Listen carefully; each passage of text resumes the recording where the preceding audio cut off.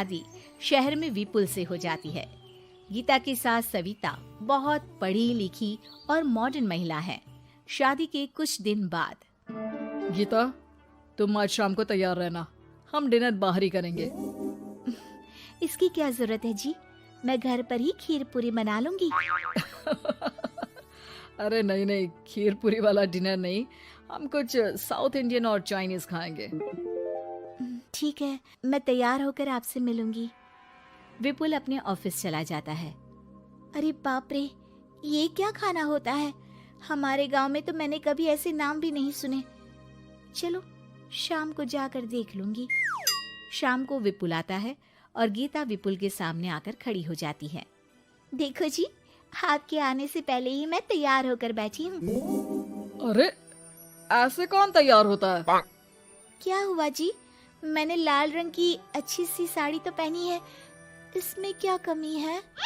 ये सारे बाल तुमने सिंदूर से रंग लिए हैं और इतनी मांग क्यों भरी है? अरे आईने में जाकर अपने होंठ देखो, कैसी लिपस्टिक लगाई है, और ये कपड़े देखो अपने, जाओ जाकर बदल कर आओ। हाँ, तो क्या पहन कर आऊं? जो मर्जी पहन लो। वैसे भी अब मैं कहीं नहीं जा रहा, बना लो यहीं पर खाना। दोनों खाना खाकर सो जाते हैं। अगली सुबह विपुल, कल तुम कहीं बाहर जाने वाले थे ना? हाँ, जाने वाला तो था, लेकिन मॉम आपने भी पता नहीं किस गंवार को मेरे साथ बांध दिया है। गुप्ता जी ने बोला था कि बहुत बढ़िया लड़की है, लेकिन ये तो मरा हुआ सांप गले में लटका लिया है। मॉम, मैं मेरे दोस्तों के सामने भी इसे नहीं ले जा सकता, क्योंकि अगर किसी ने इसे देख लिया तो मैं दोबारा मुंह दिखाने के लायक नहीं रहूंगा। ए जी, क्या मैं इतनी बुरी हूँ? पहले तो अपना नाम देखो कि क्या नाम है। इतना ओल्ड नेम, गीता। तो नाम तो बदला भी जा सकता है। मैं तो तुझे ही बदलना चाहती हूँ।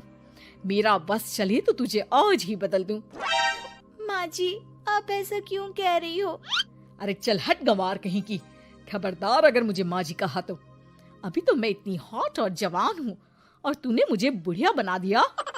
माँ, मैं तो ऑफिस जा रहा हूँ, थक गया इससे। विपुल ऑफिस चला जाता है और सविता शाम को अपने कुछ कपड़े गीता को देती है।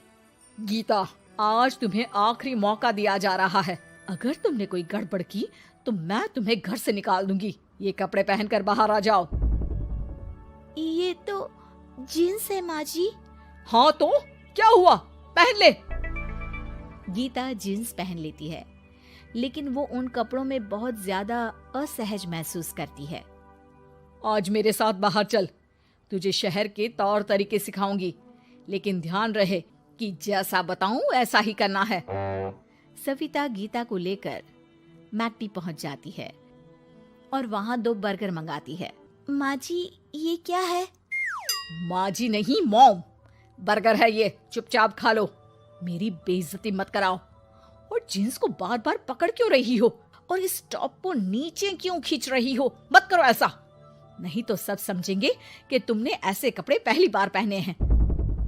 गीता बर्गर को हाथ से तोड़कर खाने लगती है। सविता गुस्से में वहां से आकर कार में बैठ जाती है। गीता भी पीछे पीछे आती है। मॉम, क्या हुआ? मैंने तो अब कुछ भी नहीं किया है। चुपचाप गाड़ी में आकर बैठ जाओ। सविता गीता को लेकर घर आ जाती है। अगले दिन गीता, मेरे कुछ फ्रेंड्स आने वाले हैं, तुम किचन में जाकर तैयारियां करो, और भगवान के लिए आज ऐसा कुछ मत करना कि मेरी नाक कटा दो। मैंने भी ये शॉर्ट्स पहने हैं, तुम भी अच्छे कपड़े पहन लेना। सविता के फ्रेंड्स आ जाते हैं और गीता तैयार होकर नाश्ता हाथ में लेकर बाहर आती है। इस गंवार ने ये क्या पहन लिया? गीता ने एक शादी वाला लहंगा पहना है और वो उसको संभाल नहीं पा रही है, जिसकी वजह से वो नीचे गिर जाती है। सारी फ्रेंड्स हंसने लगती है। सविता ने गीता को कस के 2 थप्पड़ लगा दिए और उसे हमेशा के लिए घर से निकाल दिया। मैंने आज गीता को उठाकर घर के बाहर फेंक दिया है। अब किसी मॉडर्न, समझदार और पढ़ी लिखी लड़के से शादी कर लो बेटा। यस मॉम, आपने आज सच में बहुत ही अच्छी खबर सुनाई है। मैंने तो न्यूज़पेपर में ऐड भी दे दिया है, पढ़ी लिखी मॉडर्न लड़की शादी के लिए तुरंत संपर्क करे। और माँ वो खूबसूरत भी तो होनी चाहिए। डियर सन, मैंने उसमें सब कुछ लिख दिया है। सविता और विपुल बहुत खुश होते हैं। न्यूज़पेपर के इश्तिहार के बाद बहुत सारी लड़कियों ने विपुल को कांटेक्ट किया। विपुल, तुझे पूरा 1 महीना हो गया है, इतनी सारी लड़कियां आ रही है, तू किसी को फाइनल पसंद क्यों नहीं कर लेता? मॉम, मैं कुछ बेहतर की तलाश में हूँ। वैसे आप फिक्र ना करो, आज भी एक लड़की मुझसे मिलने आने वाली है। अगर पसंद आ गई तो मैं उसे घर ले आऊंगा। विपुल लड़की से मिलने चला जाता है। कैफे में विपुल जाकर बैठ जाता है और देखता है कि बहुत ही खूबसूरत लड़की नैना सामने से आ रही है। हेलो। हाय, माई सेल्फ नैना। दोनों खूब सारी बातें करते हैं और विपुल को नैना पसंद आ जाती है। वो उसे घर लेकर आ जाता है। मॉम, जल्दी बाहर आओ। देखो तो, मैं तुम्हारे लिए एक मॉडर्न बहू ले आया हूँ, जो बहू कम आपकी फ्रेंड ज्यादा रहेगी। अरे वाह, तो फाइनली तुझे लड़की पसंद आ ही गई। हाँ मॉम, पसंद क्यों नहीं आती? पढ़ी लिखी है, मॉडर्न है, बाहर घूमने में परफेक्ट है और ड्रेसअप का सलीका भी पता है उसे। तो फिर शादी की तैयारियां शुरू की जाए।